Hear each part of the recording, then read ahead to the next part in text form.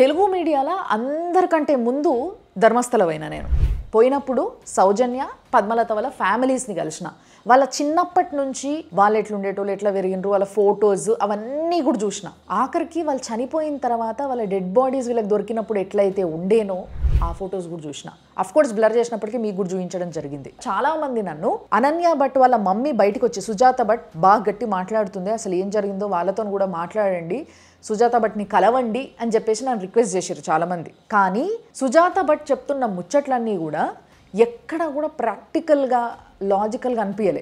ఆమెకి 12 ఏళ్ళు ఉన్నప్పుడు అనన్య భట్ పుట్టినట్టుగా ఆమె చెప్తున్న స్టోరీ అంతా కూడా ఉంది, కానీ ఇక్కడ ఏం ప్రూఫ్లు లేవు కాబట్టి చెప్పకుండా ఆపిన. సో అప్పుడు ధర్మస్థలం పోయి వాళ్ళ ఫ్యామిలీస్ని కలిసినప్పుడే నేను ఈ మహేష్ శెట్టి తిమ్మరుడు అనేట ఆయనను కూడా కలిసిన, మాట్లాడినా, ఆయన ఇంటర్వ్యూ కూడా చేసిన. అయితే ఆయన సౌజన్య కోసం పోరాడుతున్నాడు, సౌజన్య విషయంలో ఆయన చెప్పిన దాంట్లో కొన్ని ఫ్యాక్ట్స్ ఉండే, బట్ మిగతా విషయాలన్నిటికీ కూడా ఎక్కడా ఎవిడెన్స్ లేదు. దానివల్ల నేను ఆయన ఇంటర్వ్యూ అప్పుడే చేసుకొచ్చినప్పటికీ దీనికి ఎవిడెన్స్ లేదు అని ఆపిపెట్టిన. కొంతమంది ఏమంటున్నారంటే అప్పుడేమో ఉన్నాయి అన్నావు, ఇప్పుడేమో లేవు అంటున్నావు, ప్లేట్ ఫిరాన్ చేసినావా అని అంటున్నారు.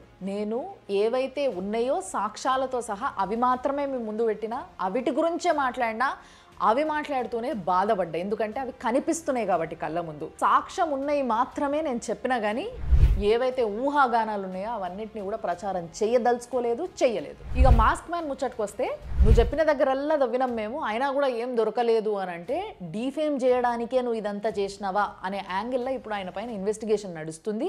అండ్ ఎవరైతే ఒక యూట్యూబర్ ఉన్నాడో మొహమ్మద్ సమీర్ అని, ఫస్ట్ మొదలుపెట్టిందే ఈయన, అక్కడ ఇంతమందిని చంపినరు, ఇంతమందిని పాతి పెట్టిర్రు అని చెప్పేసి ఫుల్గా అనౌన్స్ చేసేసిండు ఆయన. ఈ మాస్క్ మ్యాన్ చిన్నయ్యకి ఫుల్ పబ్లిసిటీ తెచ్చిండు ఆయన. సో ఆయనకు కూడా నోటీసులు పోయినాయి. నోటీసులు పోయినప్పుడు ఆయన అందుబాటులో లేడు కాబట్టి, ఇంట్లో లేడు అని చెప్పారు కాబట్టి వాళ్ళ ఇంటికి నోటీస్ని అతికేయడం జరిగింది. ఆయన కూడా ఏం చేసిండంటే బెయిల్ వచ్చేంత వరకు అని చెప్పేసి తప్పించుకొని తిరిగి, ఇప్పుడు బెయిల్ వచ్చిన తర్వాత బయటకు వచ్చి సిట్ ఎంక్వైరీకి అటెండ్ అవుతుండు. ఇక రేపో ఎల్లుండో ఈయనను కూడా అరెస్ట్ చేయడం జరుగుతుంది అని చెప్తున్నారు ప్రస్తుతానికి. నేను కూడా ధర్మస్థలం అయినప్పుడు మీరు రిపోర్ట్ చేయడానికి వచ్చిర్రా అని చెప్పేసి నాకు కూడా ఒక లిస్ట్ ఇచ్చిర్రు. అందులో ఒక 450 పేర్లు ఉన్నాయి. ఒక 1000 మంది దాకా మిస్సింగ్ మేడం ఆడోళ్ళు, బట్ అందులో ఒక 450 మంది పేర్లు ఉన్నాయి ఇలా అని చెప్పేసి అది ఇచ్చిర్రు. అది నేను చూపించడం కూడా జరిగింది మీకు. అక్కడ మిస్ అయింది ఒక్కలైనా, ఇద్దరైనా, 500 మంది అయినా, 1000 మంది అయినా ఒకటే. కానీ ఎండ్ ఆఫ్ ది డే ఇక్కడ కోర్టుకు కావాల్సింది సాక్ష్యమే. సరే సిట్ వచ్చింది కదా, సాక్ష్యాలు ఏమన్నా దొరుకుతాయి కదా, దొరికినప్పుడు వాళ్ళు అనౌన్స్ చేస్తారు కదా, అప్పుడు చెప్దామని చెప్పేసి వెయిట్ చేసినాం. కానీ ఇప్పుడు చూస్తే పరిస్థితి అంతా వేరే ఉంది. So end of the topic, కోర్టుకి సాక్ష్యాలు వచ్చేంత వరకు ఇది ఒక రూమర్ అంటారు, లేకపోతే ప్రాపగెండా అంటారు తప్పితే ఇది ఇష్యూ జరిగింది అని అనరు.